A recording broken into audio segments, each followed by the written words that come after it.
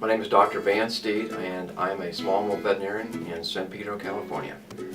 I grew up on a farm and ranch in Texas, in the Panhandle, Texas, and both my grandparents and my father were farmers and ranchers, and I was always around cattle all my life, and livestock, horses, and so mine just got sparked because we had sick cattle on our farm and ranch. My father said, Van, you got to take the cattle to the local veterinarian and have them diagnosed and treated. And I said, okay, Father, we'll do that. And so got down to the local vet, and I was amazed at what they did. It was a father and son team, and it really sparked my interest in becoming a veterinarian. So my mom always used to tell me, hey, Van, we need a doctor in the family. So I said, okay, I'll be the doctor in the family, I'll be a veterinarian. So that's what sparked my interest as a young kid, about probably 9th, 10th grade. She's a spayed female shepherd mix, and she's born in 2008, so she's about 8.5 years old. So she came in one day, not eating very well, sicker than a dog. You've heard that response before. She was sick of the dog, right, Vince? Right, absolutely. And she couldn't hardly get up, couldn't hardly stand, and she'd been sick for just a couple days, acute onset. So this dog had real low red cell count. Well, we found out that she didn't have enough red cells to give her energy, give her vitality, and she has a disease called autoimmune hemolytic anemic situation. So this was on September 27, 2016. We immediately hospitalized the pet, thrown some IV fluids, supportive care, ran a number of blood sample tests, hospitalized her for, about 6 days. And finally we turned the corner, and she's doing a lot better. She's, I was gonna say she's what, 75% normal? I'd say she's, you're about right, about 75 to 80, normal, yeah, 80% depending on normal. how the test comes out today, right? She was Down and out. It happened in a day and a half at most. From being a very energetic dog to just, I thought she had a heat stroke, but that's not what it was as far as, and had I not brought her in here, she'd have passed another away. day she'd have passed away, absolutely. I'll tell you on the personal level, I picked up this dog from the shelter around the time I was going through a divorce.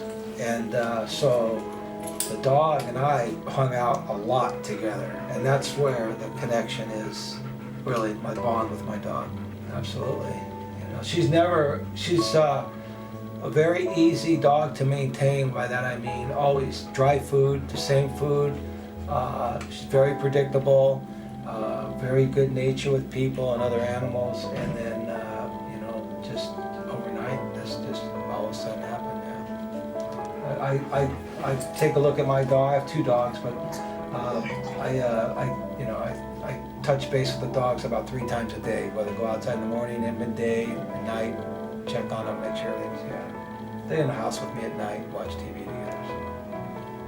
Well, I own 4 dogs myself. I love dogs, and I've had 5 cats in my professional career. So dogs they got to be part of your family. I love dogs, and they're just a great pet to have around the house. They give you unconditional love, and I can't live without my dogs. They're a wonderful thing for a family and for people to have pets. I see the joy that the pets bring to me and my family and to my sons and daughter. They're just wonderful. They're wonderful creatures to be around. They have just great love for people, and they have great affection for us as human beings. And there's a thing known as what's called the human-animal companion bond. And once you have a pet, you see that bond that the pet has with you, and it becomes part of your family and part of your life. It's a personal bond that that individual or that family member may have with their pet, and it's in each individualistic situation. Some days you come home from work, you've had a bad day at work, and that dog's wiggy-wagging the tail, and it puts a big smile on your face.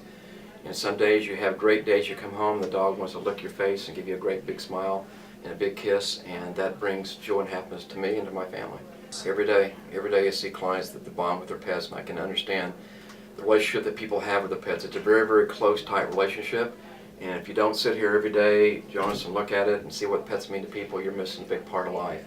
And you and I have discussed that. You've shared some of my clients, both their sad days and happy days with their pets, and I think you can understand what I see each and every day. It's a great feeling to help that client and that pet become well, and it's a great feeling to have that satisfaction that you can help that pet and that family. So I see pets provide a lot of happiness in people's lives each and every day. It reminds you of your son, and he had a dog, right? Yeah, it was our dog, Bootsy, and he loved the dog too. The night he left on the 22nd, he never came back, but he was walking the dog.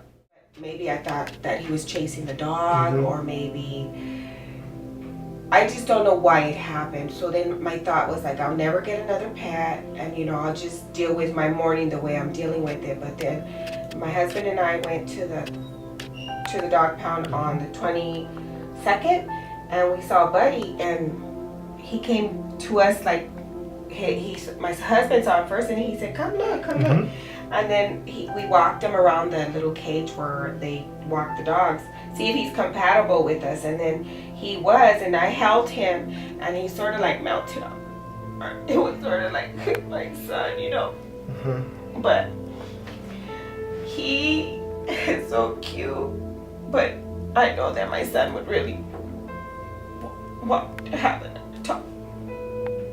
So when I hugged Buddy, I just he melted like in my heart. Like I was like, oh, we can't leave him here anymore, you know. So we adopted him, right, Buddy? I've been practicing for like 35 years. Over these 35 years, I've seen probably 300,000 or 400,000 different cases. And of those cases I've seen, we've come to know these clients very, very well on both a personal level and sometimes a friendship level. And I can understand what those patients and those pets mean to those people each and every day. And it really brings warmth and happiness to my heart seeing that we can help these pets. And the clients that come to my practice are just unique people that I've met over these years. So they're wonderful client owners and wonderful pet owners, and it's a joy to be around these people that have that kind of feeling for their pets. Oh, they all are family members. Trust me, when you go to great lengths to, you know, bring a cat back from 106 fever, the doctors, wonderful doctors here at South Shore Clinic, saved him.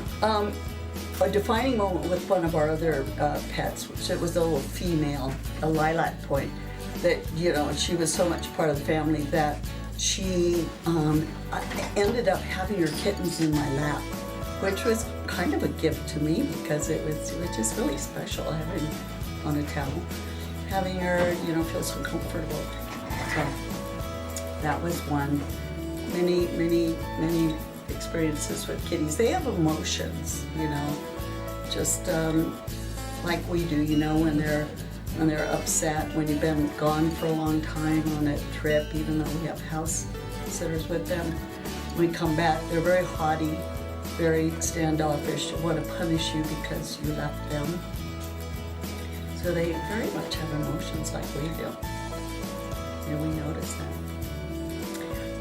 Anyway, you can tell we're cat lovers, dog lovers. Jonas, this is her kitty, okay? And this is the abscess that we had repaired 3 or 4 days earlier than Monday she came in.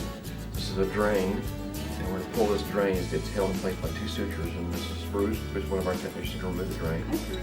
And this little drain site's going to then heal in time. This little small incision we made will heal in about 3 to 5 days. Cat's doing better. Just a little swelling here that will subside, go down in a few days. So she's doing good right now, eating good, drinking well, feeling great, and back to normal. Correct? Sure is. Okay, so this is called a little kitty abscess from a cat bite. It's a common thing we see. That's how we fix it. So we fix things here, basically, don't we? You do. You guys are the best. Hardest part of my job is coming in knowing that I can't help a certain pet. It may have a medical problem that I have worked for a period of time, maybe weeks, maybe months, maybe even sometimes years with that pet, and I have to look at the client and kind of explain to them in a counseling format or counseling fashion that we may not be able to help that pet much longer, and euthanasia, putting the pet to sleep, may be one of our most desirable alternatives for that pet's future. That's the toughest thing about vet medicine. I mean, it's there's some days that you almost cry with the patient because you've known that pet for years or even a long time, and you just have that heartfelt empathy, sympathy towards the patient and towards the clients that you're trying to help. And you kind of walk out with a sad and heavy heart that you may or may not be able to provide any extra long-term care for the pet, and the best alternative is probably euthanasia for that pet. So yes, it weighs on your conscious and your subconscious every day, and it's a sad thing you have to do on one hand, but somehow, on the other hand, it's a benefit and a blessing that you're able to help that pet with that medical situation that I cannot provide that long-term care that the pet may need. Approximately 2002, 2003, one of the persons who was moving out came to me and asked me if I would take two little kittens that she had somehow come across, I don't know how, and of the two of them, the one that survived the longest is Bandit, this one right here. The other one, unfortunately, literally got eaten alive by fleas. And I do mean that. She was just driven insane with fleas, and she crawled off into a corner. I thought she had gone outside, but she crawled off into a corner, and that's where she died. So, as far as what this cat means to me, Bandit is just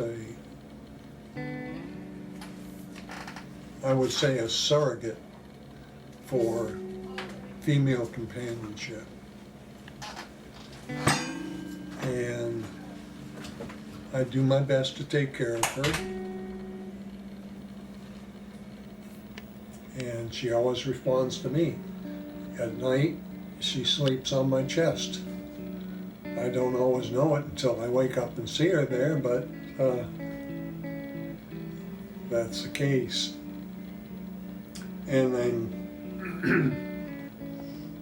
very hopeful of prolonging her lifespan. It would be very nice, as far as I'm concerned, if she would live 20 or more years. Seeing as how this is approaching 2017, she's either 14 or 15 years old. One of the two. And I know that there's not that many years left, so I want to be sure that she has the best care that she possibly can have.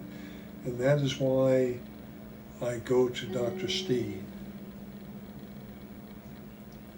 Dr. Steed saved her life. I didn't know what was wrong with her, but she refused to eat, and she was just laying there, wasting away. I finally said, the heck with this, and I brought her up here, and Dr. Steed took her under his tutelage, and she survived, obviously.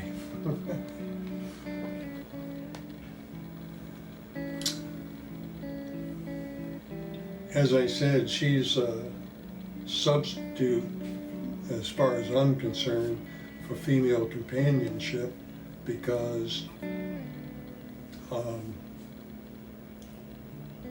A, I'm over the hill on that, and B, I really don't have any real interest in females, but just knowing that she's there at home with me, that makes a tremendous difference.